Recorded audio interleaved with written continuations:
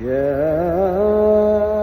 أيها النبي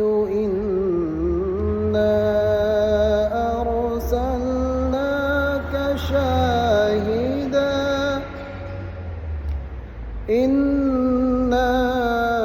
أرسلناك شاهدا ومبشرا ونذيرا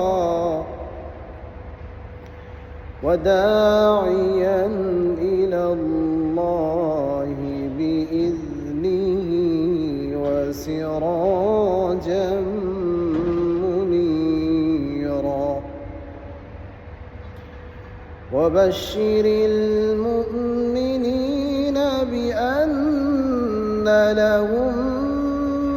من الله فضلا